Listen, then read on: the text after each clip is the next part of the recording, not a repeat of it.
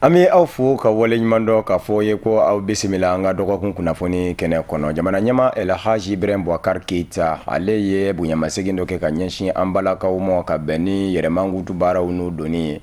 Yɛrɛmangutu min bɛ tali kɛ mairisigi kalataw kunga o ɲɛkɔrɔla yɛrɛ la jamana ɲɛma Elhaji Ibrahim Boubacar Keita jamana ɲɛma dagayɔrɔ la Kuluba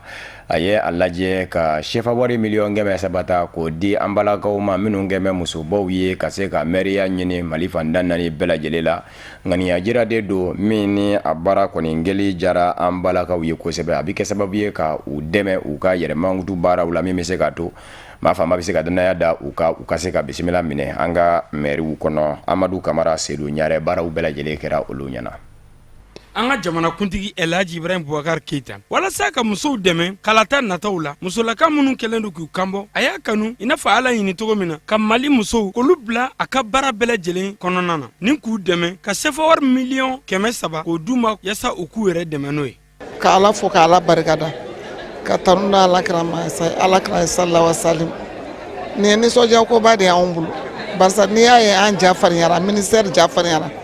ka ni loi in kɛ an y'a dɔn k'a fɔ ko président bɛna a kɛ de an y'a dɔn k'a tɛ ko gɛlɛya si don a la kabini loi ko kuma fɔra ye don min na fo ka n'a bila bi an bɛ yɔrɔ min na a ma gɛlɛya si don a la a y'a ta n'a bolo 2 ye a ko k'a kan ka kɛ parce que musow ka kan n'a ye cɛ ni muso a bɛɛ ka kan jamana in kɔnɔ baara la an bɔra bɛɛ bɔra musow de la musow sen ka don a la dɔrɔn ni mɔgɔ 2 bɛ yɔrɔ min na muso 1 ka k'a la ni mɔgɔ 4 bɛ yɔrɔ min na muso 1 ka k'a la. Donc musow sen ka don fɛn bɛɛ la u ka baara kɛ olu de bɛna kɛ olu de ye denbaw ye donc n'olu bolo donna baara la o kɔrɔ ye k'a fɔ ko an yɛrɛ an ka sigidaw an ka laɲiniw a caman bɛ sabati donc kuma belebeleba yɔrɔ o de a ye wari mun d'u ma nin nafolo mun d'u ma nafoloba don nka nafolo yɛrɛ tɛ a di cogo o de diyara an ye kosɛbɛ ni nin bonya dar'i kan i ka kan ka jigimafa de kɛ donc an y'o de fɔ musow ye. O kadara kɔnɔna na an b'a ladɔnniya k'a fɔ k'an ka jamana kuntigi ale ni Mali musow bɛn ani tɛgɛdi ɲɔgɔnma min b'u ni ɲɔgɔn cɛ a ka nin waleya in o nan'o ko bɛɛ lajɛlen sɛmɛntiya musolakaw u nisɔndiyara nin na kosɛbɛ bari sabu k'a da kan u ka babu sentigi n'o ye madame Sal Umu Seki ye ale kɔni y'a jira k'a fɔ ko jamana kuntigi ka nin waleya in ko a tɛ bɔ o musolakaw kɔnɔ sabula nin y'a siɲɛ fɔlɔ ye nin ɲɔgɔnna ko ka kɛ Mali kɔnɔ ka ɲɛsin Mali musolakaw ma jamana kuntigi fɛ. Ne hakilina ye min ye nisɔndiyara déjà nisɔndiyara parce que ne bɛ musow la minnu ye cɛsiri caman kɛ an b'a la halisa walasa musow ka ko ka taa ɲɛ musow ka jɔyɔrɔ sɔrɔ n'a fɔra cɛw bɛ yɔrɔ yɔrɔ musow ka k'u kɛrɛfɛ parce que jamana kunko don jamana ɲɛta kunko don donc ni musow bolo bɛ kow la a bɛ se ka ko caman nɔgɔya n'an y'a jateminɛ bi gɛlɛya fɛn fɛn bɛ jamanadenw kan musow a bɛ musow fanba de kan a bɛ musow denw de kan ni denmisɛnninw tɔɔrɔ la ni musow tɔɔrɔ la a bɛɛ y'a kelen ye fa yɛrɛ tɛ se ka lafiya donc musow ka se ka jɔyɔrɔ sɔrɔ yɔrɔ min na dugumala la an b'a fɔ cogo min niveau local bamanankan jɛlen tɛ niveau local dugumala la tɔɔrɔ fɛn fɛn bɛ yen nɔ a b'o yɔrɔ de la inégalité fɛn fɛn bɛ kɛ a bɛ kɛ au niveau local donc a bɛ corriger o yɔrɔ de la ni dugumala ɲɛna dɔrɔn sanfɛla bɛ ɲɛ. Donc président ka nin ko in diyara n ye a y'a ŋaniya yira a diyara n ye a ye min kɛ u kan ka hakilina di bɛɛ ma fɛn fɛn ye homme politique ye fɛn fɛn ye partenaire ye musow yɛrɛ kan ka profiter nin ko in na u ka se ka u cɛsiri halisa ka baara kɛ parce que n'i ye jɔyɔrɔ sɔrɔ i kan k'a yira k'i n'a jɔyɔrɔ ka kan président kɔni y'a ta kɛ a tɔ bɛ musow de bolo a tɔ bɛ jamanadenw tɔw bolo ala k'a nɔgɔya an bɛɛ bolo. Jamana kuntigi a kelen ko ka nin nafolo kasabi ta k'a di Mali musow ma a ye kuma ta a ye min fɔ Mali musow ɲɛna an k'an kulomadaw fɛ. K'aw bisimila yan bi gouvernement tɔgɔ la premier ministre tɔgɔ la ne yɛrɛ tɔgɔ la ka ŋaniya kɛ ŋaniya yɛrɛ de don kalafili bɛna se maire kalafili bɛna se o maire kalafili nin an b'a fɛ aw caman sen ka don la ala y'an se kɛ min ye bɛrɛ tɛ ŋaniya de don k'a wele bi k'o d'anw ma ka kɛ an ka dɛmɛ ye o de la aw nana yan bi n ko aw ka bonya o dagalen don o jagoyalen don ka tugu ni maa o maa b'i yɛrɛ dɔn i bɛna kɛ fɛn o fɛn ye diɲɛ na a i bɔra muso de la dɛ doni b'aw kan yan an ka diɲɛ in kɔnɔ a ka bon donc bi ɲɔgɔn ye y'o dɔ de ye n'o bɔra la ka hakili ɲɔgɔn ma ka yira u la k'a fɔ baara min a bɛna daminɛ a kungo ka ca a ɲɛɲɛ ka ca pour que a ka se ka bɔ ɲɔgɔn na fo a ka fɛn dɔw faamuya pour que o faamuya n ko aw kana maloya ka kalan kɛ aw kana maloya ka ɲininkali kɛ i bɛ min dɔn i b'o dɔn i bɛ min dɔn i t'o dɔn dɛ o de tun bɛ n fɛ k'a fɔ yan bi hakɛto b'a la Sirila Mahamadu. nin baara ninnu bɛɛ lajɛlen a kɔni kɛra jamanakuntigi yɛrɛ dagayɔrɔ la n'o ye Kuluba ye baaraw bɛɛ lajɛlen kuncɛra nisɔndiya ani karama kɔnɔna na an bɛ dugawu don kɛ Mali musow Ala ka sebaya d'u bɛɛ lajɛlen ma. I n'a fɔ wasabilo sariyaw bɛ a fɔ cogo min a ka kan san o san wasabilo ɲɛmayaso biro a ka kurakuraya o baara dɔw de fɛnɛ kɛra ka bɛn ni ɲinanza ye kɛrɛnkɛrɛnnen ɲɛna novembre tile gale ye tarata tɛmɛnen min ye biro kura ye o sigira senga wasabilo kɔnɔ an ka maa minnu kun bɛ a kɛnɛ kan Amadu Kamara Ibrahima Kulubali u ka somasama filɛ. Bon hakilina min bɛ na san o san de an b'a kɛ san o san an b'a ɲini ka dɔ fara a kɛcogo ɲuman kan. Donc hakili la nin san fana na an bɛ san sabanan na donc an ye biro sigi a bɛ se ka minnu bɛ se ka baara kɛ ka baara kɛ a wagati la donc o de kama an ye biro in sigi nin cogo in na ka sigi bɛnkan fana kan bɛɛ jɛra n'a ye k'a fɔ biro kan ka sigi tan hali minnu yɛrɛ fana ye a voter k'a fɔ k'u ma jɛn n'a ye u ka mɔgɔw fana donna kɔnɔ parce que groupe bɛɛ ka mɔgɔ b'a la. Donc ni groupe bɛɛ ka mɔgɔ b'a la ni mɔgɔ kelen mɔgɔ fila votera ou bien mɔgɔ tan votera k'u t'a la ça veut dire que olu bɔra u ka groupe kɔ de sinon u bɛɛ y'a fɔ u b'a la parce que n'i t'a la i t'i ka mɔgɔ don a kɔnɔ donc bɛɛ ka mɔgɔ b'a la k'a ta groupe ni fɛn fɛn bɛ yen bɛɛ y'i ka mɔgɔ di ka don a kɔnɔ na donc minnu ye votera non ils ont été indisciplinés par rapport à leur groupe c'est-à-dire u ma danaya da u ka groupe ma u y'a yira k'a fɔ u ka groupe ye min kɛ u ma bɛn o ma donc olu yɛrɛ de b'u yɛrɛ dɔn mais u ma kɛ maa ye maa ladiriw ye parce que u tun kan k'a fɔ u ka groupe de la k'a fɔ u ma jɛn n'a ye. Hakilila an b'a fɔ k'aw barikada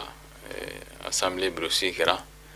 mais bureau sigira cogoya min na ɲina ani tɔw si ma kɛ kelen ka d'a kan n'i ye an ka sɛbɛnw ta k'a lajɛ n'o ye règlement intérieur ye groupe parlementaire fɛn fɛn bɛ yen député hakɛ min b'a kɔnɔ o place hakɛ de kan ka d'u ma bureau sigi tɔ la an ka sɛbɛnw b'o de fɔ n'o ye règlement intérieur ye article 11 na bon ni se y'a ye k'a fɔ majorité présidentielle o article 11 sɔsɔ diɲɛ bɛɛ ɲɛna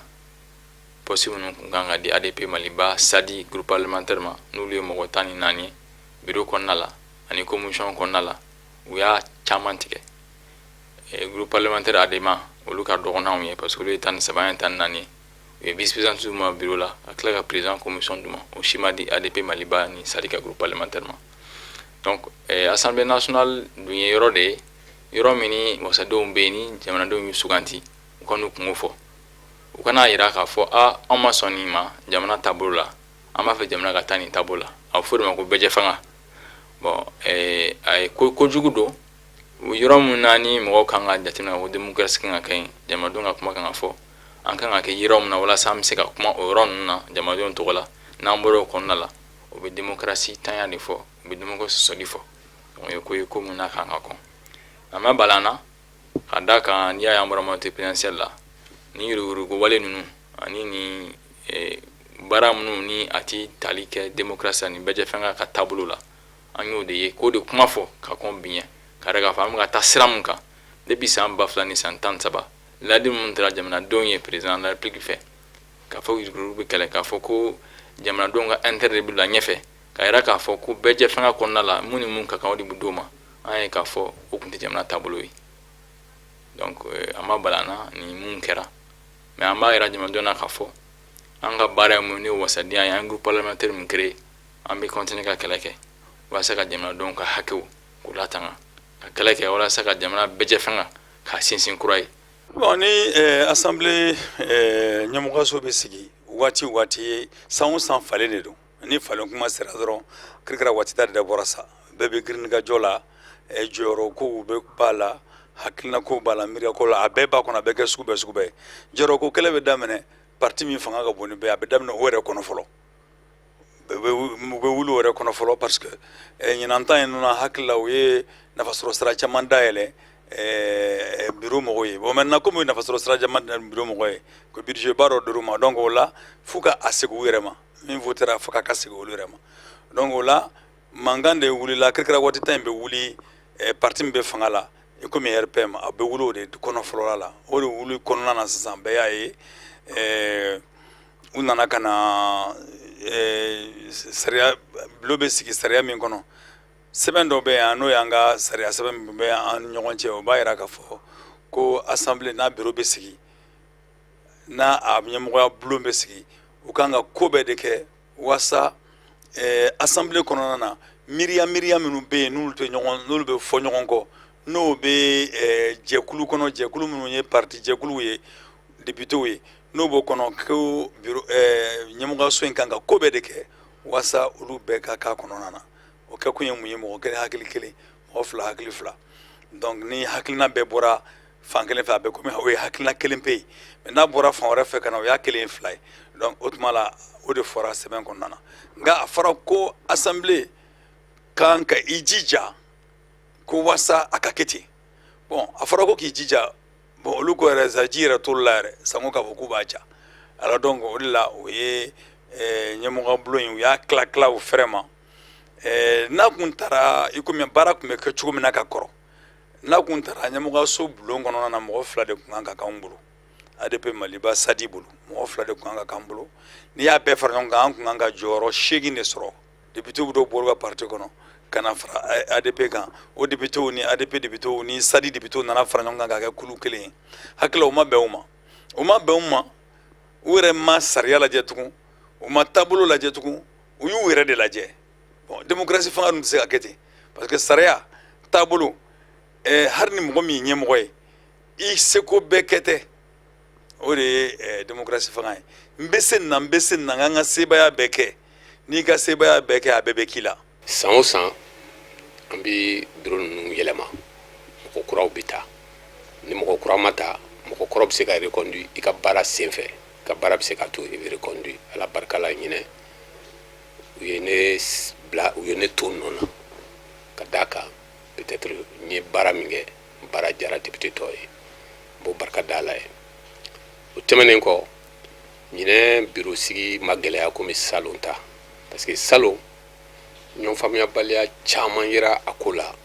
a ye bureau sigi gɛlɛya an bolo a sera yɔrɔ dɔ la fɔ député kun bɛna fɔ ɲɔgɔn kɔ o ye majorité yɛrɛ ka député bulon ye mais ɲinɛ an ye ɲɔgɔn faamu an y'a jira k'a fɔ an bɛɛ bi yan Mali de kama an bɛɛ bi yan Elhaji Ibrahim Boubacar Keita u ka programme min n'a y'a dilan ni a bɛ yɛlɛma ministre fɛ k'a kɛ projet de loi ye olu minnu bɛ na an bɛɛ bi yan o voteli de kama jamana ka ɲɛtaa sababu la député y'a faamu k'a fɔ ka ɲɔgɔn kɛlɛ place kama foyi tɛ kɛlɛ in a tɛ foyi se mɔgɔ ma lebu kɔ an ka fara ɲɔgɔn kan k'a kɛ kulu kelen ye an bilalen don baara min na ka baara in kɛ ka nafa sɔrɔ a la ka wasa sɔrɔ a la ka sankɔrɔta sɔrɔ a la ka kunnawolo sɔrɔ a la dɔgɔkun in kɔnɔ fanga sɛnɛmatɔnw olu ye kunnafoni di kɛnɛ dɔ sigi sen kan kɛrɛnkɛrɛnnen ɲɛna fangaɲinijɛkulu minnu baralen don ɲɔgɔn kan u ka kunnafoni di senfɛ u da sera jamana fɛn jamaw ma minnu ni u yɛrɛw bolo olu kɛ bɛ gɛlɛyaw ye gɛlɛya minnu ni maa man k'i ɲɛtugu u ka aya gɛlɛya fɔlɔ o ye kalata min ni o bɛna kɛ maire sigi kalataw aya o min bolo dalen don novembre kalo tile 20 nata sigida ɲɛmayasow nɔna bila jɛkulu ni o ye autorité intérimaire ye ani lakanabaliya min ɲɔɲanen don Bamakɔ faba yɛrɛ kɔnɔ u da sera ninnu de ma ka hakili jagabɔw a k'olu kɛ a kan ani u yɛrɛ kɛmɛ ka fiɲɛw ye yɔrɔ minnu na k'olu fɛnɛ lase Usmane Sogore Ibrahima Kulubali olu kun bɛ a kɛnɛ ka Sherifila TV tɔgɔ la fanga ɲini jɛkulu minnu farala ɲɔgɔn kan ka kɛ fanga sinamatɔn ye tɔgɔya min na u bɛ se ka gwara da fanga la n'o ye opposition malienne ye u ye kunnafoni di kɛnɛ dɔ sigi alamisa don novembre kalo tile 3 san 2016 maison de la presse la so min dabɔra kɛrɛnkɛrɛnnenya la kunnafonidilaw kama fanga sinamatɔnw y'a kanu ne ni kunnafonidi kɛnɛ in sigili ye walasa ka se k'u ka jɔrɔna ko an'u ka hamina ko yira ka ɲɛsin an ka jamana ka lahalayaw ma kɔrɔfɔw la kumaba walawalala fanga ɲini jɛkulu ɲɛma fɛ parena n'o ye parti pour la renaissance nationale ye a da sera kɔrɔfɔ fɔlɔ ma k'o walawala o bɛ tali kɛ lakanabaliya la an ka jamana fan bɛɛ lajɛlen kɔdɔ ka daminɛ jamana faaba la a kɔrɔyan fan ka taa se a camancɛ yan fanw ma. An ye nin sigikafɔ in kɛ bi an ni dɔn kubaru cɛbalenw parce que opposition kɔnɔna fililen don an jɔrɔlen don an sirannen don jamana lakanalen tɛ minnu kɛra jamana in kɔnɔ kosa in na bɛɛ b'a kalama Sanankɔrɔba yan'u ka péage attaqué ka mɔgɔw faga u tun ye pharmacie de fɔlɔ attaqué Kalifabugu Jelibugu Ecobank Bamako joli bɔnna comme joli bɔnna Sanankɔrɔba cogo min na Negela malidenw haminen don u kɔnɔna fililen don u jɔrɔlen don u lakanalen tɛ an k'u ma min bɛ Bamako bi bi in na min kɛlen ye jɔrɔ ni haminako ni kɔnɔna fili ye o ɲangata in de bɛ Mopti région mɔgɔw kan ani kɔrɔnfɛla kan don tɛ tɛmɛ ni joli ma bɔ jamana in kɔnɔ o tuma an ko Mali fanga ma a ka malidenw ka hami an'u ka jɔrɔ an'u ka kɔnɔna fili an'u ka siran a ka lamɛn dɔɔni anw ɲɛ tɛ fɛɛrɛ sirilen na ka politiki fɛɛrɛ siri pour que ka ɲɛɲini kɛ ka lafiya ni lakana ka segin jamana kɔnɔ. Kɔrɔfɔ filanan min walawalala o ye tali kɛ mɛriya ɲini kalata baaraw kan élection communale n'o kan ka sigi sen kan novembre kalo tile 20 nata o mɛriya ɲini kalata baara min bɛ ka gɛlɛya don fan dɔw la ka ban sabula a labɛnw bɛna kɛ sariyakisɛ 2 kan mun bɛ tali kɛ sariya mun tara octobre kalo tile 14 san 2014 ani mun tara kɔsada fɛ octobre kalo tile 17 san 2016. D'abord u ye kalafilenw u y'a bololada sariya 2 de kan 2014 sariya ani 2016 sariya o sariya kura in yɛrɛ président y'i bolonɔ bilala kalo in tile 17 de o tuma an ko fanga ka sabali a ka jamanadenw ka wele kan mɛn a ka jamanadenw degunnen don u bɛ ka ŋunan u bɛ maɲumako min na bi bi in na jamanadenw bɛ gatugu bɛ maɲumako min na bi bi in na pour que u bɛ se k'u ka denbaya lahinɛ donc an b'an kanbɔ de bi opposition tɔgɔ la an ka parti 13 in tɔgɔ la ka f'u ye u ka sabali n'an y'an bolo di ɲɔgɔn ma an bɛ se k'an ka jamana bɔ dingɛ kɔnɔ n'o tɛ se ka kɛ k'a sɔrɔ ɲɛmabulon n'o ma bila sira ɲuman kan n'o ma dilan. Da magara kɔrɔfɔ wɛrɛw la kɛnɛ kan i n'a fɔ kɔrɔfɔ min bɛ tali kɛ fanga nɔnabila jɛkulu sigili la la mise en place des autorités intérimaires ani ɲɔgɔn ye mun tɛmɛna fanga sinamatɔnw ka ɲɛma honorable Soumaïla Cissé ani jamana ɲɛmɔgɔ ni ɲɔgɔn cɛ Elhaji Ibrahim Boubacar Keita ani ka taa se général Amadou Aya Sanogo ka minɛli ma n'o bɛ se san 3 ma nun kɛra kɔrɔfɔw ye minnu kɛra hakilina falen-falen ye kunnafoni ɲininaw ani kunnafonidilaw ni ɲɔgɔn cɛ ne ni kunnafonidi kɛnɛ in sigili ye fanga sinamatɔnw u y'a kanu ka malidenw ani diɲɛ seleke 4 maaw k'u ladɔnniya gɛlɛya mun talen don ka ɲɛsin an ka jamana ma bi. Marrakech Maroko dugu do nataw la jɛnseleke 4 setigi jamanaw bɛ ɲɔgɔn sɔrɔ a kɛnɛ kan ka lajɛ ka hakili jagabɔ kɛ waati yɛlɛma kɔlɔlɔ kɛlɛli kunga a bɛ kɛ novembre kalo tile 7 ka taa se a tile 18 ma Marrakech ka bɛn ni o ye Mali jamana ɲɛmayaso maa min bɛ yen ni jamana ɲɛma ka kɔrɔsigi don o tɛmɛnen kɔfɛ farafinna jamanaw farala ɲɔgɔn kan ka danaya da maa min kan k'o kɛ farafina bɛɛ lajɛlen tɔgɔla kumakɛbaa ye COP kɛnɛ kan waati yɛlɛma kɔlɔlɔ kɛlɛli kɛnɛ kan jɛnseleke 4 setigi jamanaw ni ɲɔgɔn cɛ lajɛba senfɛ ni o ye se ni nafo ye ale ye kunnafonidilaw wele ka kunnafoni di u ma jamana b'a fɛ ka taa ni hakilina minnu ye Marrakech Maroko ni ka waati yɛlɛma kɔlɔlɔ ka se ka an ka jamana lapasa ni o ye a y'i da se olu fɛn caman ma ani hakilina minnu ni olu bɛɛ jamana ɲɛmaaw yɛrɛw la waati yɛlɛma kɔlɔlɔ kɛlɛli kunga a y'i da se nin bɛɛ lajɛlen ma. Association malienne de télévision libre du Mali Amatel la olu ye wulikajɔ dɔ kɛ ka Haut Conseil islamique ma ɲɛma sɛgɛrɛ Imam Mamadou Diko taama kun ye fɛn minnu ye hakilinaw minnu ni olu bɛ télévision ko ɲɛma ninnu na u bɛ se ka olu hakilina ninnu da Haut Conseil islamique ma ɲɛma tulo kan u ye gafe dɔ tɛngu a la gafe min ni jateminɛw bɛna kɛ olu kan a kɛra jabala yɛrɛ la ni o ye Haut Conseil islamique jabala ye ntɛnɛn aya min filɛ nin ye Amdalayi an ka maa minnu kun bɛ a kɛnɛ kan Usumani Sukure ani Samba Tarawele u ye fɛn min sɔrɔ o filɛ.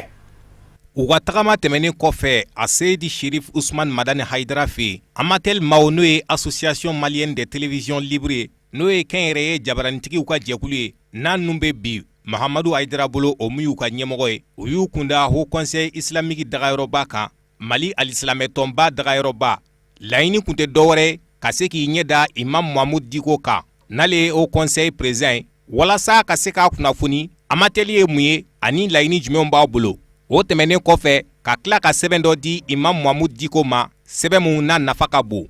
bɛɛ k'a faamu k'a fɔ télévision jɔyɔrɔ ka bon jamana ko la Mali bɛ cogo min na bi an bɔra gɛlɛya min kɔnɔ n'o ye crise ye a kɛla télévision ye o a kɛla radio ye a kɛla média fɛn o fɛn ye an bɛ se ka baara caman kɛ walasa ka se ka jamana dɛmɛ a ka se ka basigi kunnafonidilaw fana i n'a fɔ président Diko bɔra k'a fɔ cogo ma kunnafonidilaw u jɔyɔrɔ ka bon jamana kɔnɔ ni bɛɛ sela k'o hakilina in faamu u kan ka anw dɛmɛ Amatel kɔnɔna la télévision privée n'o ye kɛnyɛrɛye télévision u ka se ka halisa ka yiriwa ka sigi sen kan kosɛbɛ walasa ka se ka baara kɛ jamana tagabolo yɛrɛ ni dɛmɛ ni yiriwa ni an ka ɲɔgɔn minɛ ka kɛ kelen Mali ka se ka sabati o kɔnɔna la ne kɔni fɛ nin ye ko de ye nin ye ko daminɛ de ye n'an ye tɛgɛ di ɲɔgɔn ma ka kuma kelen fɔ ka hakilina kelen sɔrɔ ka taa ɲɔgɔn fɛ u b'a fɔ cogo min bamanankan na kɔnɔkulu jɛlen de bɛ bi fɔ o conseil ɲɛma Imam Mohamud Diko a ye foli kɛ ka ɲɛsin Amatel ma u ye bonya mun ta k'a ɲɛsin a ma ani u ye miiriya mun sɔrɔ ka se ka fara ɲɔgɔn kan ka kɛ jɛkulu kelen ye o tɛmɛnen kɔfɛ o conseil ɲɛma yira jɛkulu in na k'a fɔ a b'u ka bila la ani ka laban ka hakilina jigin kɛ kɛnyɛrɛye jabaranitigiw la n'o de ye u kɛtɔ k'u ka baaraw kɛ u k'a kɛ jateminɛ ani kodɔn caman ye n b'a ɲini Ala fɛ tele ninnu ka se ka baara kɛ baara min bɛ kɛ jamana ma wasa ye n'o ye ka basigi ni hakilisigi ni ɲɔgɔn faamu k'o don jamanadenw ni ɲɔgɔn cɛ kunnafoni ye fɛnba de Ala k'o k'a ye adamaden da ka tila ka kunnafoni k'o d'a ma allamahul bayan ka kuma walawala k'a fɔ k'a di maaw ka ɲɔgɔn faamu Ala y'o kɛ valeur ye adamadenya bɛ min tila u ni ɲɔgɔn cɛ kuma maa minnu bɛ yen ni o kuma in a b'olu de bolo ka adamadenw kunnafoni ka hakili d'u ma k'u bilasira u jɔyɔrɔ ka bon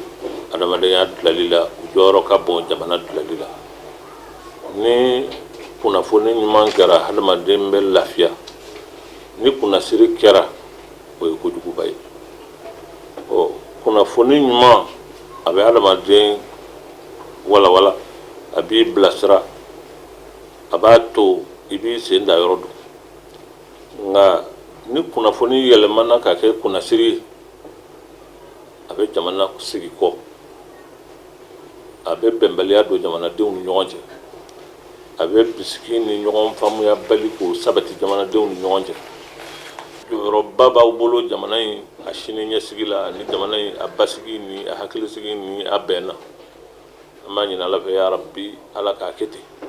an b'aw ladɔnniya k'a fɔ Amatel n'o ye kɛnyɛrɛye jabaranitigiw ka jɛkulu ye a sigira sen kan a tɛ tɛmɛ kalo damadɔ kan wa a yɛrɛ bɛ bɛn kɛnyɛrɛye jabaraniso 23 de ma ɲɛmayaso dɔ fana sigilen don a tɔgɔ la n'o ye organe dirigeant mun ka baara bɛna ɲɛsin k'a janto jɛkulu tɔndenw ka nafasɔrɔ siraw banbali la ni ɲɔgɔn ye n'a ma tɛmɛ waati kunkurunin kan a kun cɛra ni Imam Mohamud Diko ka duwawu ye dɔgɔkun in fɛnɛ kɔnɔ jamana ɲɛma furumuso Keita Aminata Mayiga ale ye yɔrɔ kura dɔ Korobo Ngari labitaninze don a kɔnɔna a ɲɛsin bɛ fɛn min mɔ bana gwɛlɛ minnu ni olu dɔw tɛ taa opération kɔ kɛrɛnkɛrɛnnen ɲɛna nɛnɛkiliyanfa bana minnu ni olu tɛ taa opération kɔ u ka a ma ko unité de chirurgie cardiaque au Mali yɔrɔ in yɛrɛ a Korobo Ngarilen Keita Aminata Mayiga fɛ kunnafoniw ye a jira k'a fɔ a tɔgɔ bɛna kɛ de ko unité de chirurgie cardio-pédiatrique André Festo o ye denmisɛnninw olu bɛ se ka furakɛ a yɔrɔ la cogo min kɛrɛnkɛrɛnnen ɲɛna maa minnu ni nɛnɛkili degun bana kɛ mɛ k'u sɛgɛ a n'a kɛ sababu ye ka niw caman kisi an ka maa minnu kun bɛ a kɛnɛ ka Tata Ture Mohamed Sidibe u ye fɛn min sɔrɔ o filɛ walasa ka jamana kɔnɔdenw amina ko nɔgɔya kɛnɛya ta fanfɛla la. Kɛnɛyaso min n'a bɛ wele Luxembourg ka fara dɛmɛba jɛkulu dɔ kan n'a bɛ wele la chaîne de l'espoir. Olu ka baara ɲɔgɔnya kadara kɔnɔ. Kɛnɛyaso bolofara dɔ bɛ na dayɛlɛ Luxembourg kɔnɔ ka fara Luxembourg kɛnɛyaso cakɛda tɔw kan. O min n'a bɛ wele centre cardio-pédiatrique n'o ye dusukuna bana bɛ denmisɛnnin minnu minɛ olu furakɛyɔrɔ. Vraiment bi donba ye anw bolo.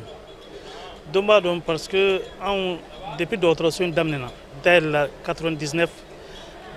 l'an 2000 an y'a daminɛ ka denmisɛnninw bila denmisɛnnin minnu ni dusukun bana b'u la n'u tɛ se ka furakɛ an ka jamana kɔnɔ an b'u bila ka taa Faransi ka t'u opérer mais san o san an bɛ se ka denmisɛnnin hakɛ min bila ka taa a cayalenba ye denmisɛnnin 50 ye alors que san o san dɔ de bɛ fara denmisɛnnin hakɛ kan minnu mago bɛ tagali la ka taa furakɛ kɔfɛ donc a ka ca ni san 10 ye sisan an ye projet monté ka solution ɲini cogo min na u bɛ taa opéreli min kɛ kɔfɛ an bɛ se ka o yɔrɔ ɲɔgɔn jɔ an fɛ yan ka minɛn minnu kan ka opération k'o minɛnw ɲɔgɔn sɔrɔ ka na n'a y'an fɛ yan mɔgɔ minnu kan ka opération k'an yɛrɛ ka maliyɛnw bila ka taa o kalan kɛ u ka se ka na o denmisɛnninw furakɛ an fɛ yan donc bi an bɛ yan o cadre de kɔnɔna la alors an ka partenaire dɔw bɛ yen n'a bɛ fɔ ma chaîne de l'espoir u y'a projet financé an ye o y'a projet financé an ye donc bi ye o première pierre poseli ye pour que dans l'avenir a ka ca Ala fɛ 2018 an ka se ka denmisɛnninw furakɛ Mali la yan ka kɛr opérer Mali la yan. Nin kɛnɛ in kan mɔgɔba caman kun bɛ yen nɔ i n'a fɔ an ka jamana ɲɛmɔgɔ furumuso n'o ye Madame Keita Aminata Mayiga ye ka fara kɛnɛyaso minisiri kan. Ninnu bɛɛ lajɛlen sewara ni nin baara ɲuman in ye. Baara ɲuman min n'a bɛna kɛ sababu ye ka denmisɛnninw jigi tugu. Denmisɛnnin minnu n'olu garizɛgɛ donna dusukunna bana la. Banaw bɛ bana la olu bɛ se ka kɛ sababu ye ka dusukunna bana se denmisɛnnilakaw ma. O kama a bɛ ɲini an fɛ an k'an kɔlɔsi farikololabanaw la. Bidon ye hɛrɛ don de. Barisa kani fɛn sufaya kɛ Mali kɔnɔ koba de don parce que an b'a dɔn dusu a bana a ka ca. A ka ca denmisɛnninw na a ka ca mɔgɔkɔrɔbaw la k'a ye k'a fɔ ko o dɔ bɛna se ka kɛ yan mɔgɔw bɛ se ka na furakɛ yan u tɛ taa kɔfɛ o ye koba ye mais n kun b'a fɛ ka mun fana fɔ minnu bɛn de kɔrɔ olu ye san caman de kɛ walisa nin ko in ka se ka kɛ ne ko n ko man ka kɛ bilen barisa kɛnɛya ye koba de ye n'i y'a ye k'i bɛ kuma o i bɛ nin fɛ o i tɛ nin fɛ o c'est que i kɛnɛyalen don n'i man kɛnɛ tɛ se ka foyi kɛ donc fo mɔgɔw ka o bila u kun na a kɛra dɔgɔtɔrɔw ye a kɛra infirmiers ye k'an bɛɛ de kan k'an bolo di ɲɔgɔn ma walisa ko dɔw ka se ka kɛ ni ko daminɛna an kana jɔ an kana ko kɛ mun b'a jɔ an ka miiri hali ni ne t'a sɔrɔ bi sinimɔgɔw b'a sɔrɔ bari bɛ fɛn caman kɛ n bɛ tile ko fɔ mɔgɔw ye n ko n'i ye syndicaliste baw ta u bɛ baara minnu kɛ u bɛ kɛlɛ minnu kɛ n'i y'a caman lajɛ u t'a nafa sɔrɔ nafa bɛ di don min na o y'a sɔrɔ olu tɛ diɲɛ na bilen donc fo an ka miiri o kɔ an ka n'a fɔ an ka nafa sɔrɔ sisan. denbaw denfaw u k'u janto parce que a bana caman bɛ yen bana wɛrɛ de b'a lase denmisɛnnin ma i n'a fɔ sɔgɔsɔgɔ i n'a fɔ fogofogodimi mais i n'a fɔ surtout farikolo bana ninnu an kana n'a fɔ ko nin tɛ foyi ye nin tɛ foyi ye fɛn belebeleba parce que kisɛ min de don a bɛ bɔ golo la dɛ ka t'i yɛrɛ da denmisɛnnin ka dusukun kɔnɔ dusukun kɛra façon dɔ la a bɛ komi so ni so ɲɛ kɔnɔ datugulan de b'a la o banakisɛ in bɛ taa o datugulan de tiɲɛ k'i fɛ kɛ jeliw bɛ ɲagami denmisɛnnin ɲɛnɛkili bɛ degun u tɛ se ka foyi k'u yɛrɛ ye u tɛ bonya u tɛ janya camanba bɛ sa donc vous avez vu que le simple fait de négliger une maladie de la peau a bɛ se ka min lase denmisɛnnin ma bɛɛ hakili ka to o la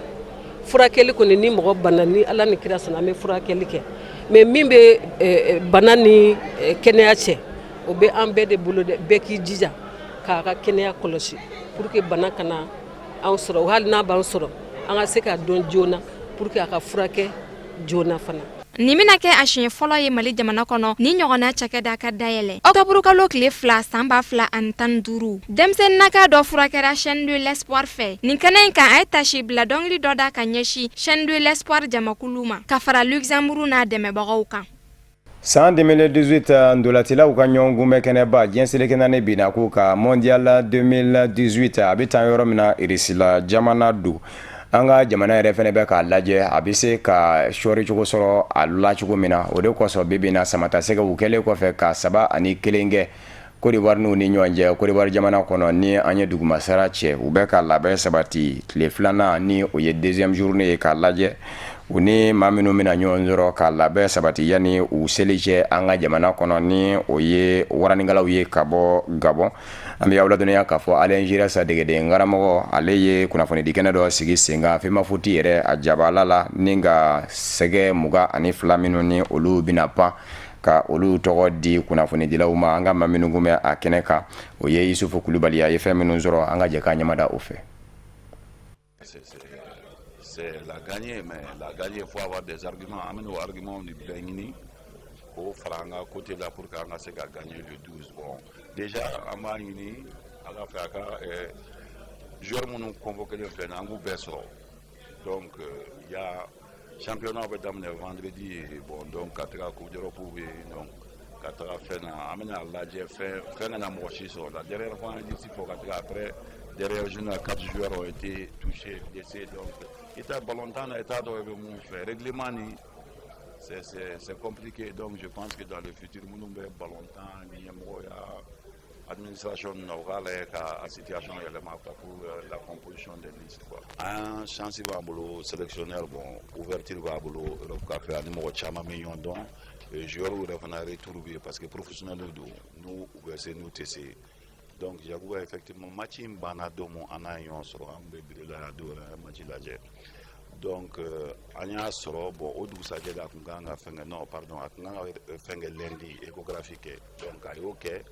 résultat au Fena, bon, au Coco avait actuellement dans les semaines. C'est un garçon, c'est le capitaine, bon, mais à Fana, Malika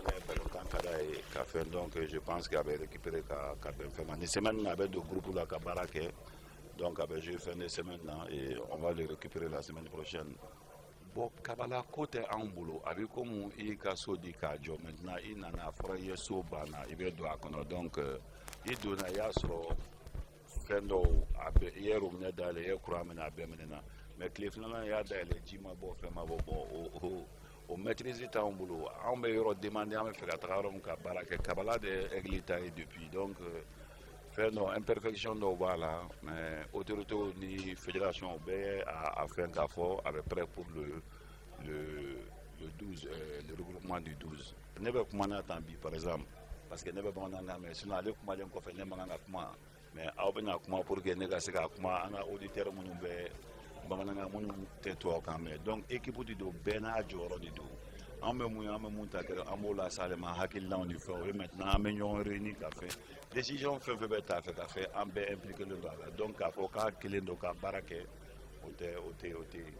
mon crew parce que crew, mon gang, sur la bédi. Mais comment perdre la donc, c'est la mafia qu'on entend. Même si on entend sur ma voix, on l'ouvre à faire, on l'ouvre qu'on entend sur le fait. Donc, calculez, donc, on va y aller match par match, on peut baraque pour que on gagne qu'à faire sur dimanche